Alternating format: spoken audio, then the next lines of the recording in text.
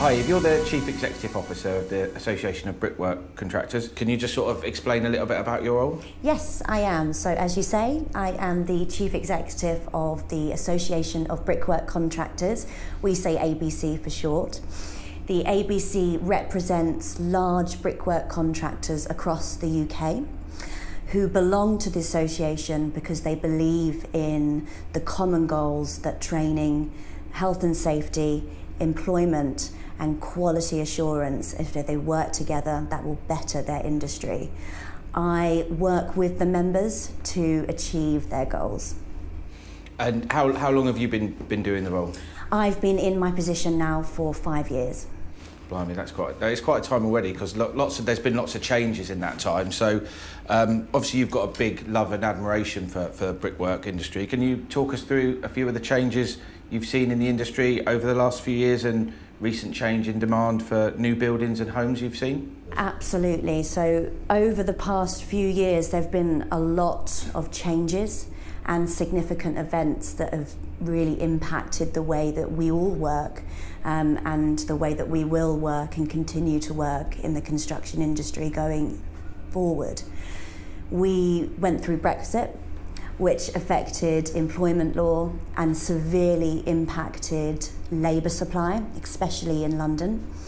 We all endured COVID, and we also experienced the terrible disaster at Grenfell, which has triggered lots of legislation changes in regards to health and safety, fire safety, the way that we procure products down the supply chain, and of course how we evidence competency on site.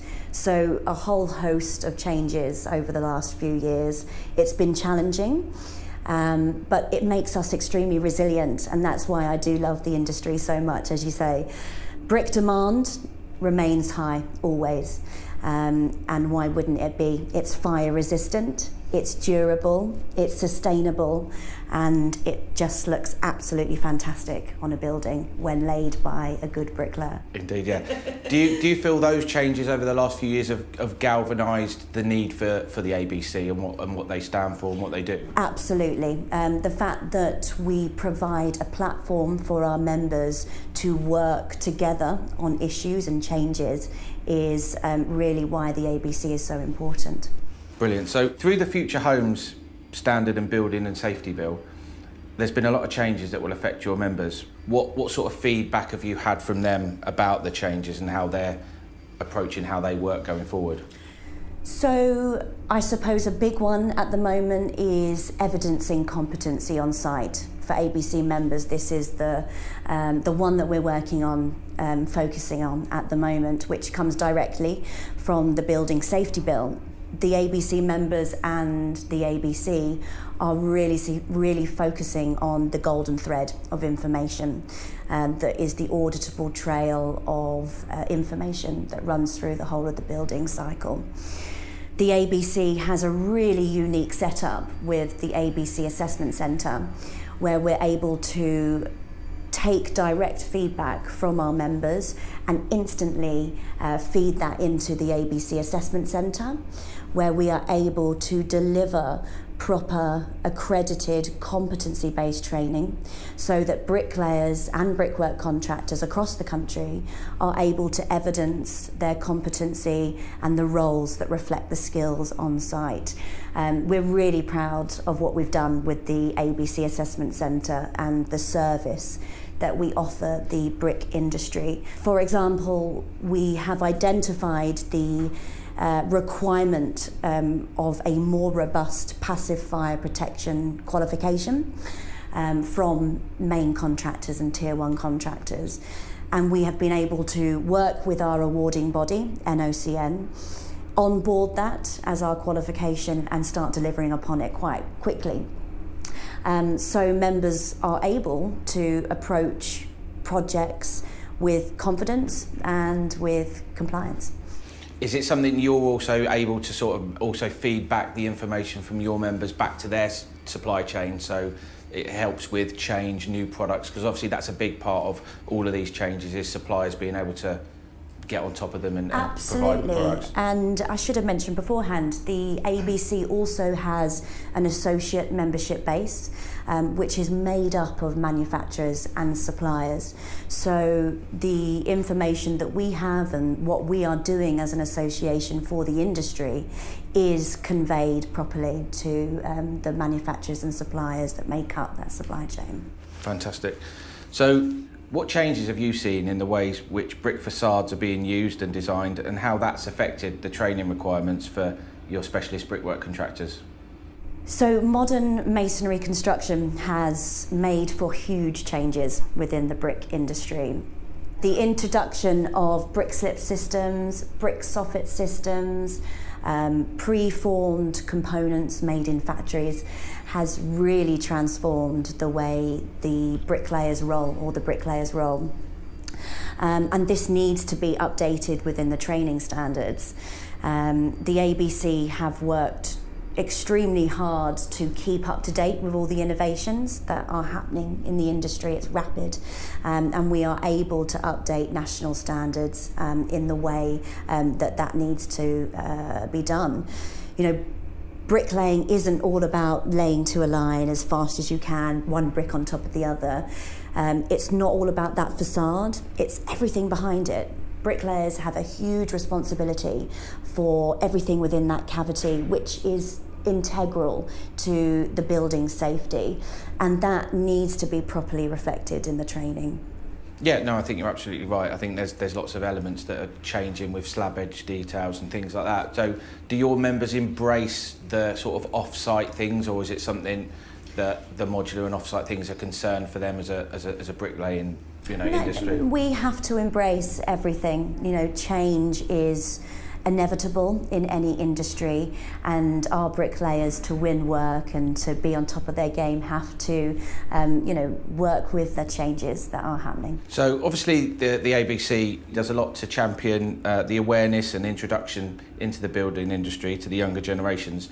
Do you personally feel there's enough support from the government to help close that skills gap? The ABC do a lot to bring people into employment. You know, we do this because it is essential for our trade. Without industry engagement, there would be a huge and much more vast, significant gap with skills than there is at the moment. The government has finally realised that vocational training does need focus, and they have addressed the issues that this causes in their Skills for Jobs white paper. But there is still a lot more, and there is always a lot more the government can do. We're trying to break down stigmas and long embedment of stigmas of vocational training, and of course the construction industry and a career in the construction industry. So the government has a lot more to do. SMEs require a lot more support and incentive to hire and retain their apprentices.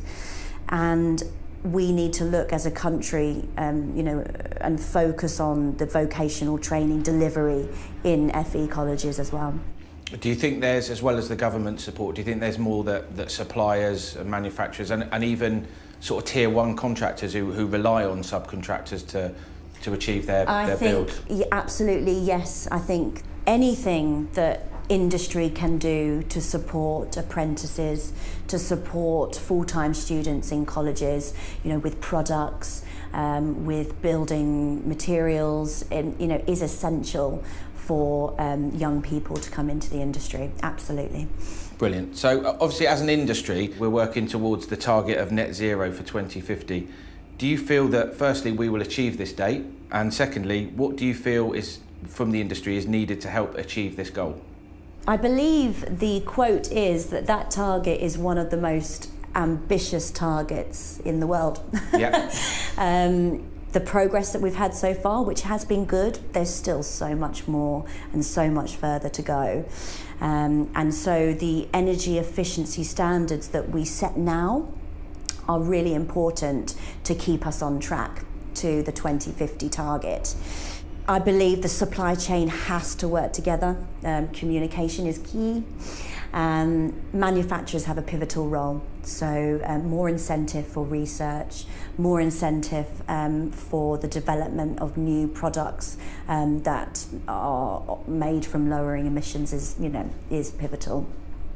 Do you believe to hit the net zero in 2050 it's the responsibility of the whole supply chain, and do you think that it's very, very important to consider the cost versus benefit, which is obviously a massive issue for sustainability? Absolutely. I believe that it is everyone's responsibility to think clearly about the sustainability plan of the whole building and what's made up within that building. You know, at every point within that supply chain, everyone has to think about it differently. Unfortunately, subcontractors do suck up a lot of the cost. So for them, it's much more important to think about their profit margins and also think about the net zero and the products that they use. So it does become extremely difficult.